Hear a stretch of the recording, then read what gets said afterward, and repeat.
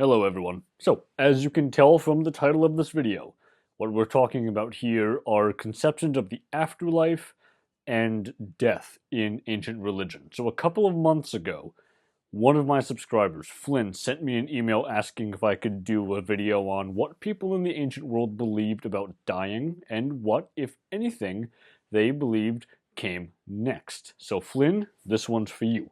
Now, there are two ways we can approach this subject. Way number one is we can look at this through the lens of what is basically Roman or Greco-Roman religion. Way number two is that we can look at this through the lens of late antique and early medieval Christianity. So I'm going to be releasing two versions of this video, each one dealing with one of those two perspectives. This one is going to deal with Christianity largely because it's a easier topic for me to write the script on and produce, because I know that literature better than I do for Roman mythology and Roman religion. And since I know that literature better, I will just be very upfront with my sources. I'm drawing very heavily on the work of Peter Brown. I've mentioned him before on this channel. He basically created the field of late antiquity, and what I'm using from him are his books Through the Eye of a Needle, The Ransom of the Soul, and The Cult of the Saints in Late Antiquity. Okay, so with that said, let's get started. So I have said this before in other videos, and I'm going to restate it here because it's important for actually understanding the overall context in which people's ideas about what it meant to die and go to some sort of afterlife actually develop. The fall of the Roman Empire was not a singular event. With a few exceptions, people don't wake up one day in, insert date here, 476, 480, 490, 500, etc., throw up their hands and say, oh no, it's gone. Well, I guess I'm Frankish now, or I'm Visigothic, or, some other ethnicity. This was a process which took place over, well, about 75, 80 years if you're talking about politics. But history is much more than just politics. So part of what the fall of the Roman Empire meant was a shift in values and intellectual ideas, which were distinct from Roman ones, which really helped mark out the boundary between what we consider to be Roman, on the one hand, and medieval, on the other. And central to that shift is the idea of what happens to the soul after death. And central to that idea is money and actually touching dead bodies and going to cemeteries. Dealing with that means dealing also with the social history of the late Roman Empire, and as Peter Brown notes extensively in The Ransom of the Soul, the actual pace of change of all of these ideas. They don't just come out of nowhere, and between 250 and about 350, you can see Christians grappling with these questions, with the result being that by about 700, we have a form of Christianity and a way of thinking about the afterlife, which is basically medieval in its structures and its beliefs. Now, what that means, and we aren't specifically going to deal with this because this video is not about historiography, is that the undercurrent of this whole video is going to be what's called la longue durée, the long duration.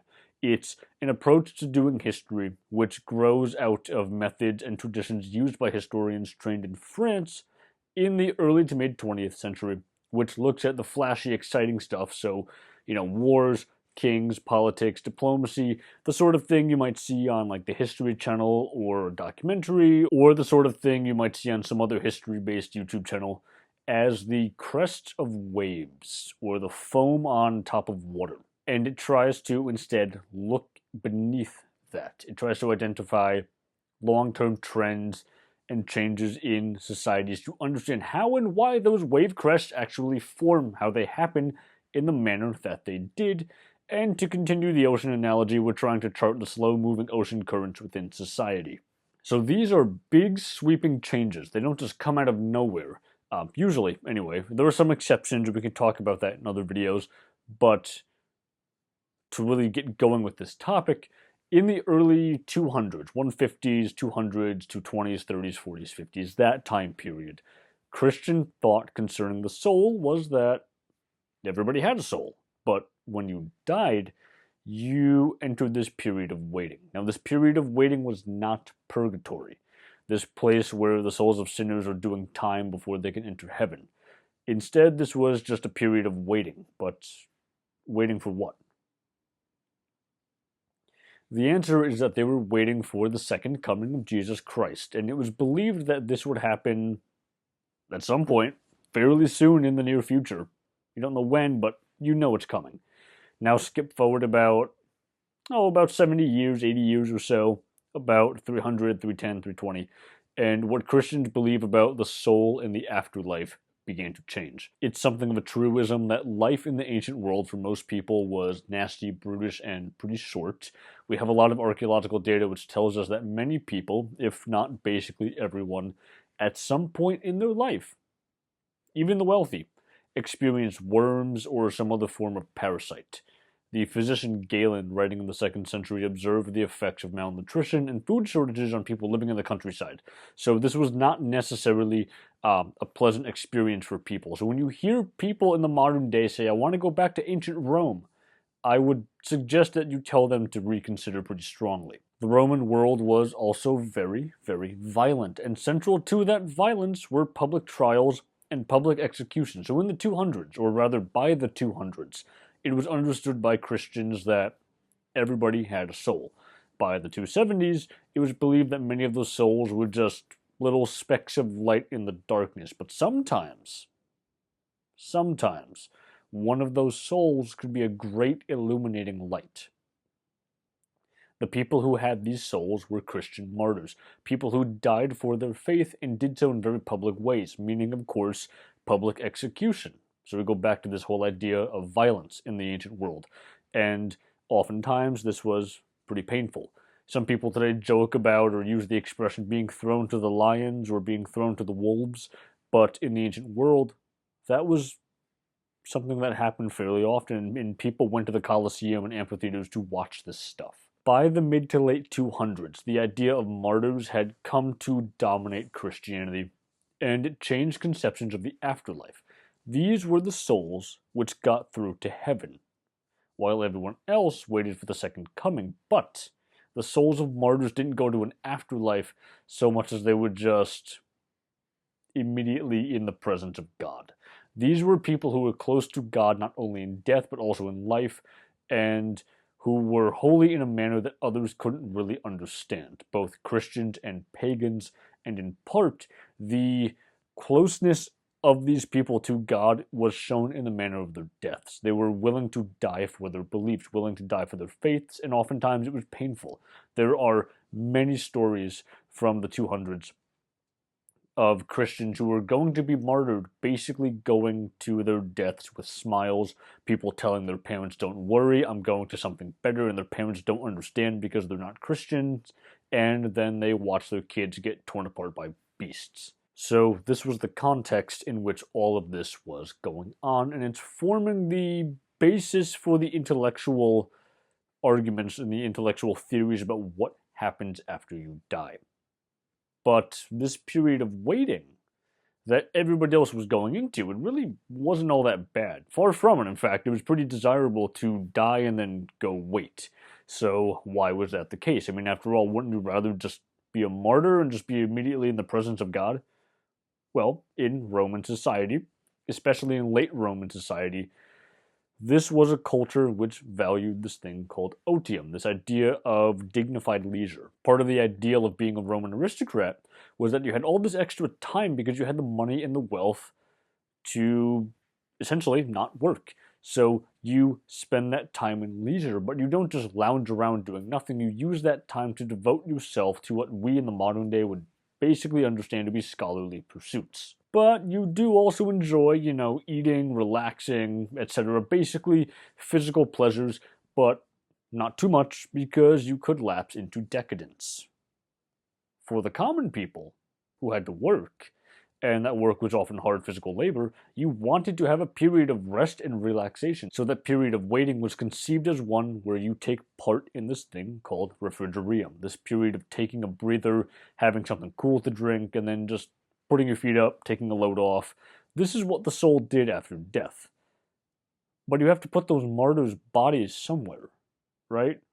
Because the soul might go to heaven, but the physical form is still here.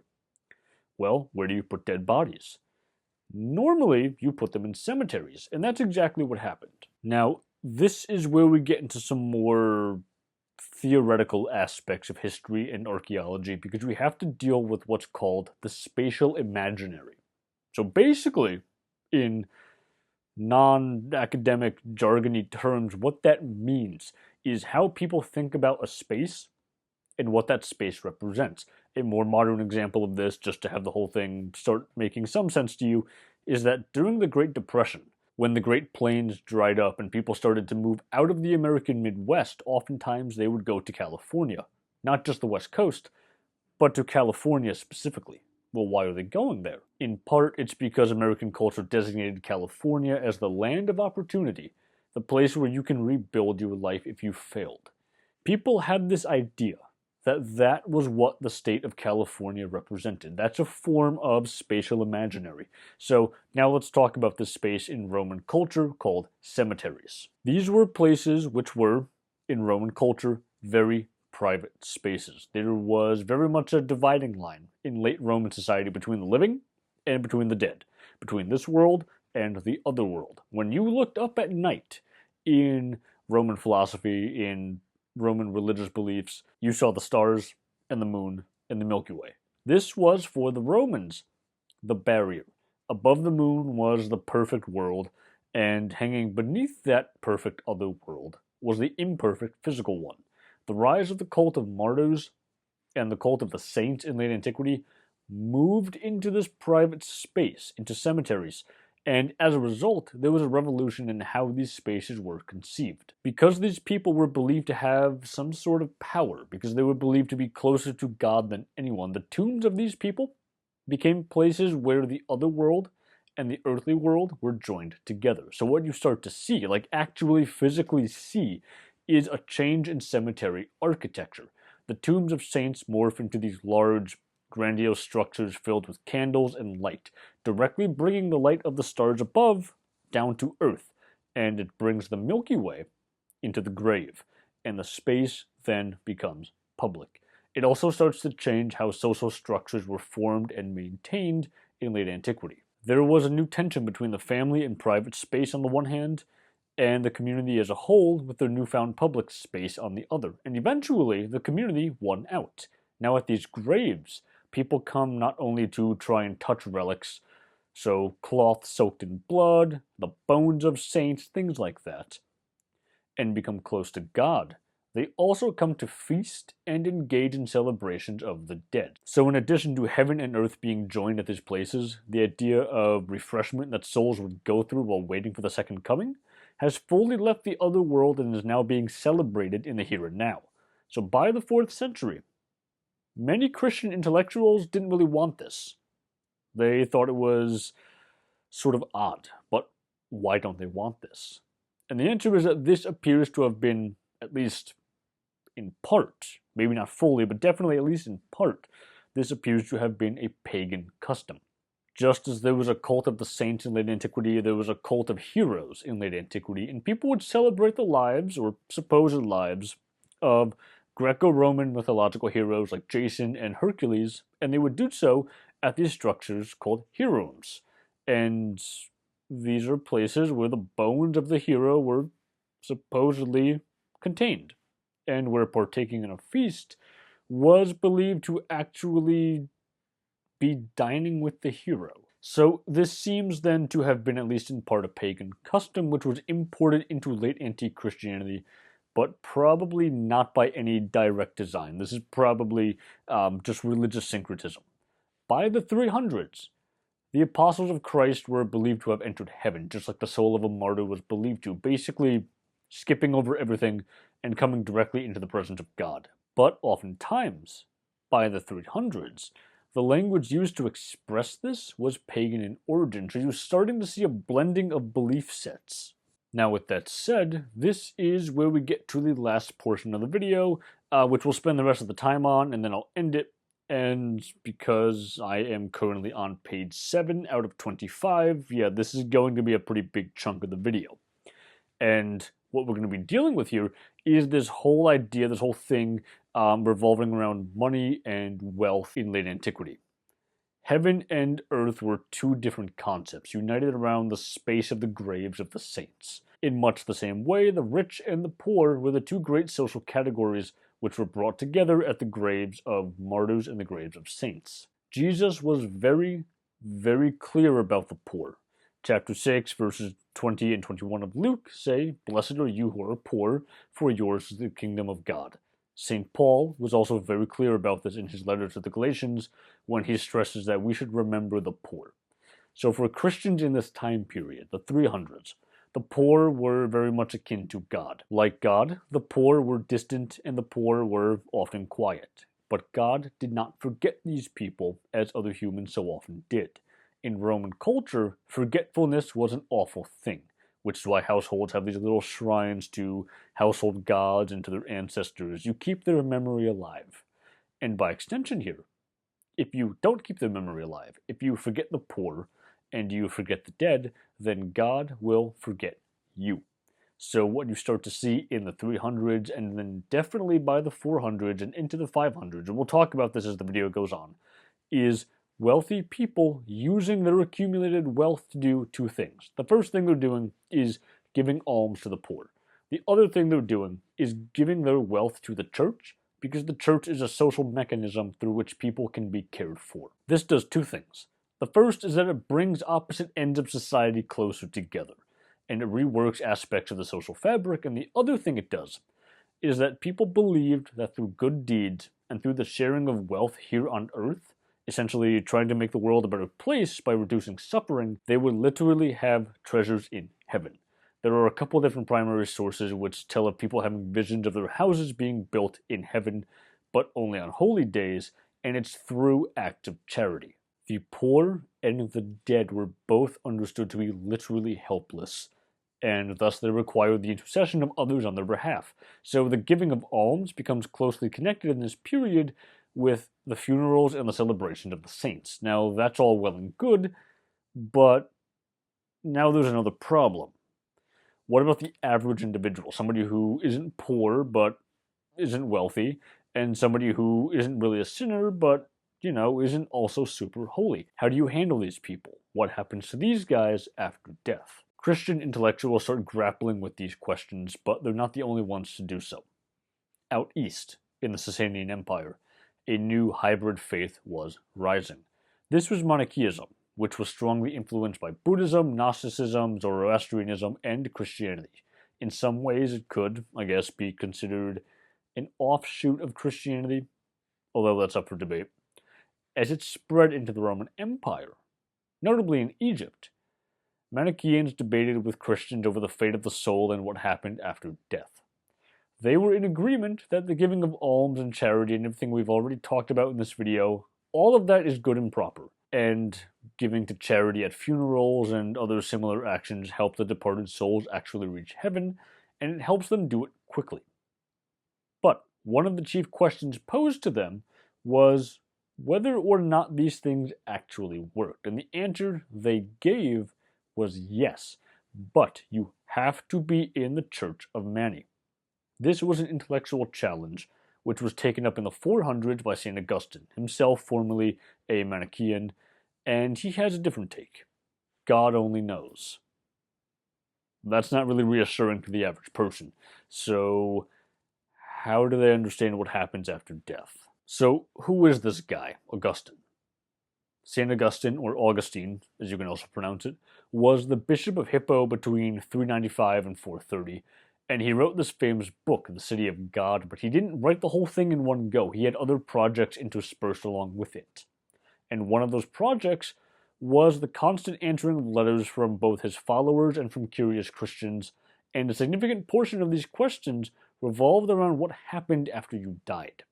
And in doing so, he wrote this tract, the Enchiridion, which set up this three-tiered division of souls into the altogether good, the altogether bad, and then in between there's the not altogether good. In other words, saints, sinners, and the common people. This model is largely what is followed by Latin Christianity for the medieval period. So this is where a lot of it comes from. Now, he has a friend, a bishop named Evodius, and Evodius had a helper, this notary, some sources say he was an older boy, some say he was a young teen. I wasn't able to really confirm the age, but from what I gathered, he seems to be like 12, 13, 14, that age range. and around 420, this kid suddenly died. This was in a town called Uzalis in modern-day Tunisia, and after this kid dies, everybody in the town starts dreaming of him, and he appears in different forms. He appears as a monk, he appears as the boy everybody knew, he appears as a clergyman, etc.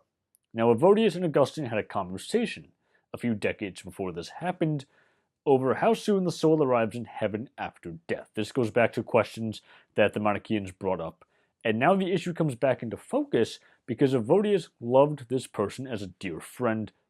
And he says, well, if everyone's having these visions of the kid, well, these visions must be from beyond the grave. And I don't want my friend to suffer. But he wasn't anyone special, he was just a guy. So how long does this actually take? Augustine doesn't have an answer for Evodius, and he essentially tells his friend to drop the matter, because Augustine's view is that there's no real way of knowing what the dreams actually are. There's no way of knowing if it's just a dream, or if it's sent by God. So the question matters here because this is something that people did grapple with. Dreams matter for the following reason. The reason is that, and this comes out of Neoplatonism and late Roman philosophy, if the soul is not fully able to be comprehended, not fully able to be rationalized, well, then it can't be fully made of matter. And if that's the case, then the trajectory of the soul after it leaves the body, is it just aimless? If heaven is above you, when you die, the soul is supposed to go up. But what if it doesn't go up? What if it goes sideways? This is something that spooked a lot of people. Does that mean heaven is aimless? In trying to come to grips with what actually happens to the common man, Augustine also attacked the cult of the saints that had sprung up by this time. Now, his aim was not to demolish the whole thing, but instead he just wants to point out the futility of one of its main aspects. By the mid-5th century, the architecture of cemeteries had changed, as we've already mentioned, and one of those changes was the increase of burials near the tomb or in the tomb of the saint or the martyr, and this was done in the belief that if you were buried near the saint, his or her power would help your soul ascend after death, except that the burials were, more often than not, of the rich, by the rich, for the rich, and the poor were forgotten here. And Augustine would not stand for this. Memory was extremely important here, not being buried in close proximity to the saints. That's Augustine's answer. We do know that from the Western Empire, at least, there's a grand total of about 875,000 graves that exist in catacombs. But of those 875,000, only 27,688 had names on the graves. And very few have any sort of artwork or anything like that. So the vast majority of the graves, these are nobodies. And I don't mean that in a derogatory manner. The basic fact of death for most of human history, and even today, is that if you want an ostentatious grave, something which says, I lived, I was here, you need money, you need wealth. So there were a handful of people buried close to the saints, but the majority of the people were just buried in these nondescript graves, with the only real marker that someone cared about them being the coins that are placed on their eyes as a toll for Corinth, the ferryman in Greco-Roman mythology. In Africa, though, there's a different practice. What matters for the fate of the soul is that the memory of the person was kept alive, either through remembering this person in prayer, or through some mildly luxurious grave. So maybe this is a nice tombstone, maybe this is a fresco, something like that, something that jogged your memory. And additionally, you have to use your wealth to benefit society because it adds to your treasures in heaven, like we've already mentioned. These form the links between the living and the dead. But the problem with this is that as Augustine was working this whole idea out of what happens to the common people and how to help them after death, the idea of charity and almsgiving becomes linked to sin in what's known in church history as the Pelagian controversy.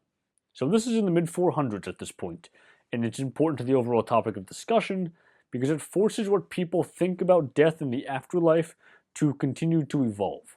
One of the most basic ideas of Augustine's thought, and this has made its way into most of modern-day Christianity, is that mankind is imperfect. The Puritans, who settled what is today the northeastern U.S., had a saying which I think captures this up perfectly.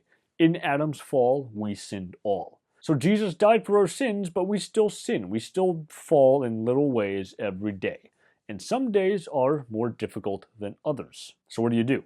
Well, you try to be a good person, you try to be humble, and you try to help the world and ease suffering. And you do this in part through utilizing your wealth, if you have any, to ease the suffering of the poor. But in the early 400s, a challenge to this arose. What if humans weren't always sinning? What do you do with your wealth? Do you hoard it? The answer that Roman culture gave was, well, no, you don't do that. You still spend it, but you spend it on civic things, public works, circuses, etc. This was, in the Roman Empire, part of an ideology called Civic Youtism, and Augustine wrote sermon after sermon after sermon attacking this. After the Gothic sack of Rome in 410, Pelagius, who was a clergyman, and many wealthy Romans came across the Mediterranean to Africa, and now Augustine had a problem, because Pelagius preached that having all of this wealth was bad, and that you would not enter the kingdom of God unless you gave it all up. So these wealthy people start building these massive monasteries, and they're giving tons of property to the church, and it causes problems because the church is now being burdened with things they don't actually have the infrastructure or the money-making assets to actually deal with. So Augustine says, chill out, step back, charity and all of that's good, but you should give slow but steady, not too much, not too little. There was a social cost to having excess numbers of poor people in your society that went beyond economics, and it was the duty of the wealthy to help them, and both he and others start citing in their sermons passages from the Old Testament, specifically the book of Daniel, by saying that you can redeem your sins with charity. But because we fall every day in little imperceptible ways, if you surrender your wealth all at once, you're screwed. Because of this, Christianity borrowed a metaphor from Hellenistic Judaism. Sin was a debt, but you repay your debt with money or with labor, so you absolve your sin with charity, labor, and penance. But the thing is that God's not the one keeping track of the debt. All he cares about is that you're making an effort. In late antique and early medieval artwork, and if I can find a good image that's not copyrighted, I'll put it in the video, it's Satan who's carrying the ledger. And in prayers from the time period, from the late 300s and the 400s, the word sin usually appears as the Latin debita, debt. So in Pelagius' ideas, humans had free will and they were not burdened by this whole conception of original sin, and that humans had the ability to, through a lot of hard work, reach something resembling perfection, because we are created in God's image.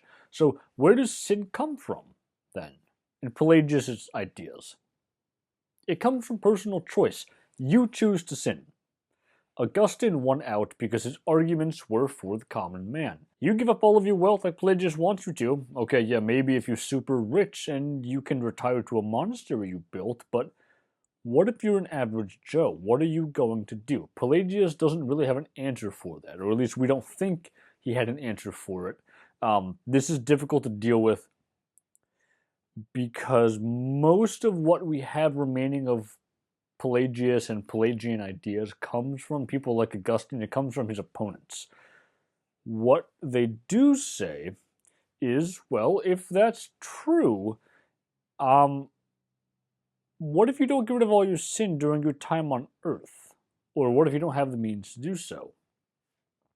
This troubled Augustine, so he reread the Bible and the words of the apostles, and he argued that when the apostles spoke about fire, ignis, they were not talking about some sort of hellfire.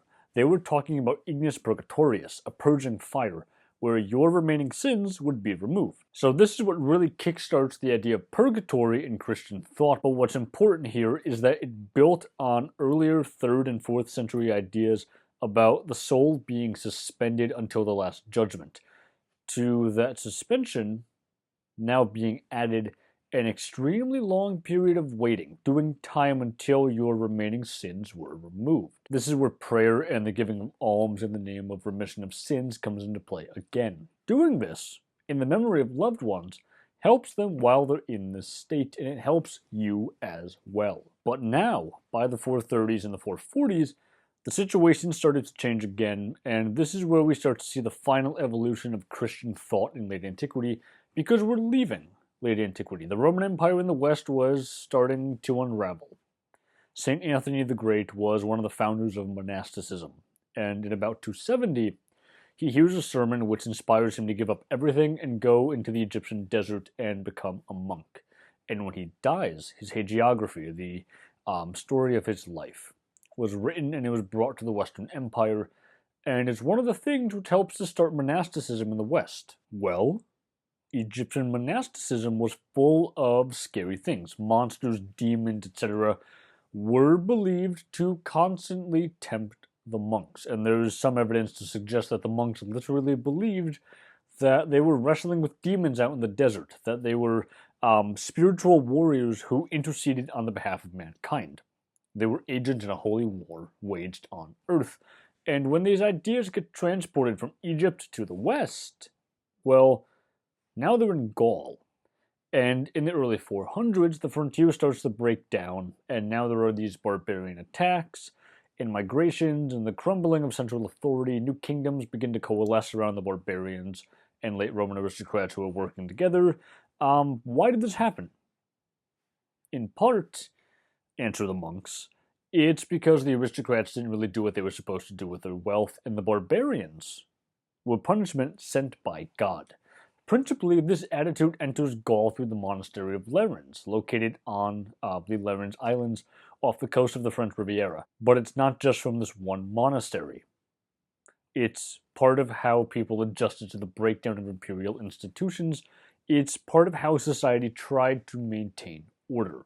What's really important here, okay, is that this fear of death, this becomes very, very palpable in the sources, and what you start to see in late 5th and early 6th century Gaul is the return of an older Christian practice, penance, but it starts to change. Augustine advocated doing penance every day. In Gaul, though, it's not enough to just perform penance for your sins. You have to actively live differently. You have to actively break away from your past sinful self and to try and do better. And that system was publicly demonstrated. And it was publicly demonstrated by the aristocracy.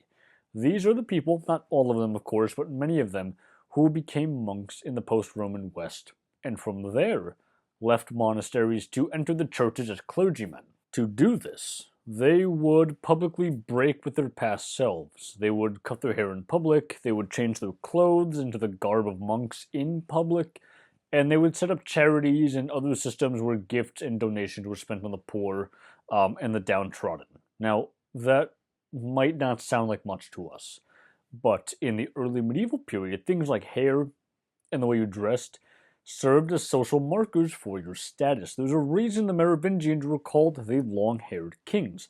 And there's a reason, we're going a bit off topic here, but this is just another example, okay? There's a reason why Edo period samurai, once they reached manhood, would shave their foreheads and tie the remaining hair back into a top knot. It's a way of distinguishing yourself. You do something like this in public, and you're signaling to everybody that there has been a change to your person. I'm not really trying to take a swipe at military history or anything, but since we're on this topic, there's a tendency on YouTube specifically, and I guess in pop culture in general, where history or adjacent topics are concerned, to really focus on weapons and warfare and things of a military nature. And it's not that those things are not interesting or not important, they are, but over-focusing on things like wars can lead to a skewed view of things like the fall of the Roman Empire in the West. This was not a video game like Total War or Civilization. The Romans don't lose the cities and the battles, and then boom, it's over. It's stuff like public penance and shifting ideas about what gender means in the early medieval period. This is when masculinity becomes associated with warfare, for example, and general cultural changes which really mark out when the medieval period gets its start. And this goes back to that undercurrent idea I mentioned at the start of the video. Anyway, you start seeing in Gaul a change in how people behave towards sin, penance, and the fate of the soul after death. The late Romano-Gallic and early Romano-Frankish aristocracy entered monasteries like Lerins and changed themselves both in public and in private, in spirituality. It's out of these monasteries which come many of the bishops of early medieval Francia, and these bishop aristocrats have three primary functions, all of which serve to protect their communities. The first is that bishops sometimes acted as war leaders during times of crisis. Not entirely surprising, because in the early medieval period, to be an aristocrat essentially meant you were a warrior, which is a sharp change from gendered notions of aristocratic masculinity in the late Roman Empire. The second is that bishops and other clergy members become, in Peter Brown's words, the guardians of the bond between wealth and the other world on behalf of the well-to-do members of his congregation. The last thing they do is they have a powerful connection with saints. And in the context of the early Middle Ages, when power and expression and legitimation of power changed to become visual and spiritual, this makes them heavyweights in society. This was the situation that Gregory of Tours found himself in when he became a bishop in the 500s, specifically Bishop of Tours. We have Gregory to thank for most of our knowledge of the Franks in the 500s, and of Frankish history before that as well, although he's not the only source. He's certainly our best one. Principally, he wrote 2 books, the Book of Histories and the 7 Books of Miracles. This is, again, where wealth comes into play. Gregory's time period was characterized by civil war, and those wars involved both Franks and those who were still considered Roman at the time. These were wars for influence and for control of the Frankish kingdom, but it would be a mistake to think of these conflicts as something akin to the fighting you would eventually see in, say, the American Civil War. These weren't armies in the manner that we usually think of them, either in the Roman sense or in the modern sense. Another way of putting that is that these were not large units. Armies numbering 40,000 men were certainly recorded, but these appear to have been few and far between. These were more like 5,000 soldiers, sometimes less, engaging in fighting, although I think we should also note here that the army sizes have been disputed by some medievalists, but my overall point is that these armies were not really large. They're not engaging in these large-scale battles. What they're doing is oftentimes engaging what later become known during the 100 Years' War as chevauchés, highly destructive raids. Since most of my viewers are from my own country, a decent analogy here would probably be that this is less like the Battle of Gettysburg during the American Civil War and more like Sherman's March to the Sea when his army set Georgia on fire from Atlanta to the Atlantic, just briefer in duration. This made life absolute hell for specific portions of Gaul, and it's in this context that these books were written. These raids were so destructive in part because they were driven by greed. People wanted to loot the wealth from these areas. But in Christian thinking at the time, that wealth was ill-begotten, and therefore holding that wealth, no matter who you were, made it even more of a sin, because you didn't get it honestly. Having money and material goods was not necessarily the measure of a man. What mattered was how you got it and how you used it. These 2 books that Gregory wrote, he emphasized that they be read together. Now, why would he emphasize that? The answer is that many of these aristocrats and these big deal power players of the Merovingian world were living in the here and now. Literally, they put the idea of heaven out of their minds. This is what Gregory tells us. When we read Gregory's history, oftentimes we think of this as a history of the Franks up to the present day, up to his time. And it was. But that's not all it was. Gregory's history is a history of the world. It starts with the story of creation and the Garden of Eden as told in the Old Testament, and it goes right up to his own day. It was meant, in part, to remind his readers that they were running out of time, and that you should be ready for the second coming. Now, this does not detract from its value as a historical source, but because this is going to, at some point, pop up in the comments, like it always does when people talk about religion on, YouTube and social media, I'm going to say this now. You have to ground your sources in the context of the time. So you have to understand what this book was designed to be. You don't ever just pick up a source and read it, no matter what it is. That's very bad historical practice. The last book of his histories is a record of a debate between him and a priest who stated that he didn't believe in the resurrection of the dead. Now, why doesn't he believe this? This goes back, once again, to the question that has worked its way through this entire video.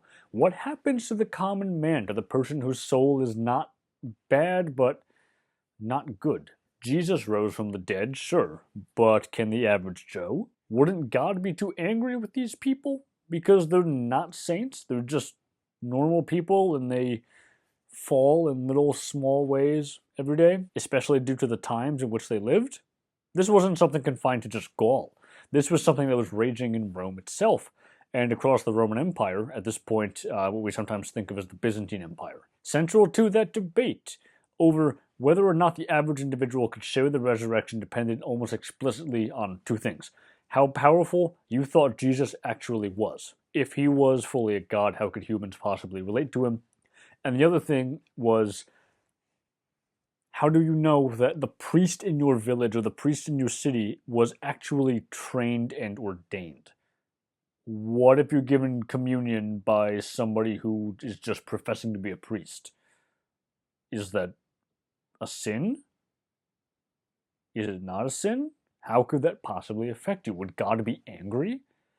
Well, for Gregory, the answer lay in the shrines of the saints. Miracles were performed there. Now, whether or not you today are a believer in miracles, you need to understand, in order to actually get this topic, that in the early medieval period, miracles were real.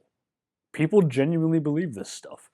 Those miracles showed Gregory that the saints remained in some way on this earth after death, and through these miracles, Christ was still present. And it's for that reason that he and others like him argued that the fate of the common man was, in the end, going to be fine, provided you worked for it. You don't just get something for nothing. Getting into heaven was not an easy thing. This required effort. On the one hand, it required you to use your wealth, if you had it, for the betterment of society, especially the poor. The aim was not to remove the poor in society, it was just to help them. On the other hand, it also required the intercession of the saints and of the masses in general through prayer. On the day of judgment, the righteous would go to heaven, and in late antiquity, it was believed that the sinners would just go to hell. They would go to the lake of fire. However, by Gregory's time, those sinners would get one last chance at redemption, and the prayers that these people said would help sway Jesus when his time came to judge. It's with this that we're really starting to see the intellectual shift away from the Roman period and into the early medieval one, through not only the changes in the way that the dead were understood, but also because this idea of Christ being able to give mercy turned him into the figure of Christ the Emperor. Mercy was something only Roman emperors or Frankish kings could bestow. Bishops derived their authority from their perceived ability to work with these saints. As the Roman world faded from view, a new system of symbols was needed to legitimate power. The cult of the saints had finally come into its own. If you don't do this stuff, God will punish you, and he did. In 580, Queen Fredegund of the Franks lost her children when plague struck the Merovingian court, and the cause was believed to be the suffering of the poor and the greediness of the wealthy in the Frankish kingdom. Society needed to rebalance itself. We also need to understand something about miracles here. In the modern world, when we hear the word miracle, usually it's associated with some sort of supernatural event that really can't be explained. Usually it's associated with the paranormal. Because of that, there is a distinction in modernity between miracles and something like medicine. In the early medieval world, though, there was no distinction, because the two were understood to do the same thing, just through different means. In the 6th and 7th centuries, when these ideas were around in Gaul, and really in the post-Roman West as well, in a broad sense, people became ill because something was wrong with their humors. I would imagine most of you watching this probably know what that is, but if you don't, it's an ancient theory of medicine which holds that we have 4 chemical systems which regulate our bodies called humors: blood, yellow bile, black bile, and phlegm. We get sick because these 4 humors are out of balance, and they become out of balance due to blockages in the body system. Miracles healed people because the blockages were removed and balance was restored to the humor. So it's in line with the medical knowledge of the day. It's just doing what the doctors can't. And when people were healed at the shrine of St. Martin of Tours, they would often burst into tears. This, for the population of early medieval Gaul, was a sign that blockages had been removed, and the pent-up pressure was released, because now you're crying, you have tears flowing. And because of that, the receiver of the miracle was changed both physically and spiritually.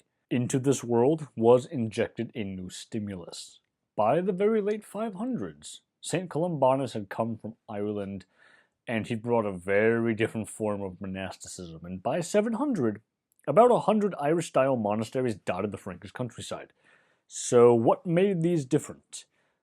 Well, firstly, they were not out of the way, in caves or in the desert or deep in the forest or on islands, nothing like that.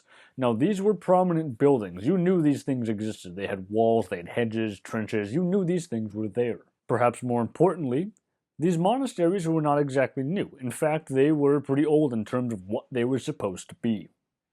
Ireland was never a part of the Roman Empire. We have enough archaeology to know that there was trade. There is an idea that Agricola had something to do with an exiled Irish prince. We do know that according to a semi-legendary Irish history, there was a prince who was supposedly exiled to Britain, and Tacitus tells us that Agricola knew an exiled prince who later went back to Ireland, and Juvenal tells us, even though he wasn't specifically writing history, that a Roman military expedition went to Ireland, but we don't know if that's actually true or not. But there were some indications that there was a Roman presence of some kind in Ireland. But anyway, it was never formally part of the empire. So what that means is that when Christianity came to Ireland, it's an imported religion. And part of the way it's imported was through books. Part of what that meant was that Irish monks learned Latin. They didn't grow up speaking it, they had to learn it through exams. They had to study it. And they learned how to be a monk, etc. So older traditions and knowledge which disappeared from the West stayed alive in Ireland. Now, I don't want to paint this as some sort of, how the Irish saved civilization type of thing. There's a book of the same name which makes that argument, and it's not great. But this stuff did exist in Ireland. The writings of many of the early desert fathers, the early monks in Egypt, survived in Ireland in Greek, and they don't survive elsewhere. Now, because of this, Irish Christianity in the 400s and the 500s is, or was, sort of weird. It wasn't uncommon for Irish monks to spend their lives in silent contemplation and penance on these little outcrops of rock in the middle of the Irish Sea. The Irish were also getting books and news from 5th and 6th century Gaul, including this idea of public penance. But Columbanus and many other Irish monks say, well, no, that's not good enough. So Irish monasticism develops a code of conduct whereby monks would often only get 2 or 3 hours of sleep. They would eat very little. They'd do a lot of praying. It was, in a word, difficult. Not every Irish monastery did this, of course. It was largely Columbanus and his followers who really start to do this. So what's the point of it all? The point was to humble your pride and to cause discomfort that you need to master. Going along with this was this idea of private confession. That whole thing where you sit in the cell with the priest and you say, "Forgive me, Father, for I have sinned," and then you just list off your various sins. That gets its start largely with Columbanus and Irish monasticism. Now, why do they start doing this? Why now? It's to break arrogance and foster self-reflection. The bishops and the aristocrats of the early medieval period were often wealthy, like we've talked about for a while now. The Merovingians played court politics, like the Lannisters and the other great houses do in Game of Thrones. Since I brought that up, some of them do behave like Cersei Lannister. Gregory tells us of one queen, whose name I have tried to look up for writing the script, but unfortunately I couldn't find it, who suffered an insult from another noble, and then she sent her goons to beat the crap out of the guy in broad daylight in a market. There's another Merovingian who lays siege to a monastery when she's not made abbess. So for Columbanus, this is a big no-no. You don't do this. By the middle of the 600s, these ideas had left the Columbian monasteries and entered the Frankish world at large. And this changes Christian culture. Now, it's not just the powerful, wealthy people who matter. Monasteries become holy places because of Columbanus in a manner and to a degree that they were not before. Now it's not just somebody like Columbanus or St. Martin who matters. Now it's the monks in general. And if you mess around with the monasteries, you do that at your own peril. There is a very good reason why the Merovingian burial grounds eventually are set at the monastery of St. Denis. These places were believed to have power. The common people, though, didn't want to become monks, which is somewhat obvious because not everyone in medieval society joined a monastic institution. But they sought to join monastic connections via gift-giving, much like wealth had been used in late antiquity. The difference was that the poor, who were the point of focus for late antique charity, were now absent. The monks took their place, because the monks prayed for the common people. This is where we get to the soul and the final break, so to speak, with late antiquity. Up until now, the journey of the soul had been this grandiose process, and people learned about it through visions and dreams, things like that, all of which we've talked about. Now, however, the accounts coming from the 7th and the 8th centuries begin to tell us that these visions were received almost exclusively on the deathbeds of monks and nuns. There are not really visions or dreams anymore, where people have them and then just get on with their daily lives. Monks and nuns reportedly died and came back to life, something not entirely unknown in modern medicine. And the reports of the other world, whether Christ had ordered them to come back to life because they still had sins to get rid of. So these aren't straightforward journeys to heaven. For people that didn't try to get rid of those sins, they were reported to see demons and black gaping holes. For many, the Greco-Roman idea of Tartarus was still present, and some of them reported seeing angels and demons holding ledgers of sins. The tax man still stood over all the rest. So what was left behind of ancient Christianity? In a sense, the entire idea, the entire image of the pagan heavens. The stars and the planets existed in the realm of, for lack of a better word, heaven, but it was a heaven that was able to be seen. You knew what you were going to get. And if you were really worthy, if you were a special somebody, you would ascend along the Milky Way. Now, though, by the 700s, well, that idea had vanished. Heaven was something unseen, intangible. It was a process fraught with danger, and the journey was individualized by your sins. In the 400s and the 500s, gravestones still had epitaphs about how good somebody was, but for a few decades, those epitaphs vanish, replaced by the 700s by a new message: pray for me. Heaven and earth became joined at the grave, and in the structures of the church, in a manner that to the Romans of classical antiquity would have seemed beyond bizarre. And it is that intellectual shift which marks, at least in part, the end of the ancient world and the long mourning of the Middle Ages. So with that, guys, I'm going to end the video here. Hopefully you stuck through the whole thing. I know it's been a long one, and I hope you enjoyed it. Take care, and I hope you're all looking forward to the next video.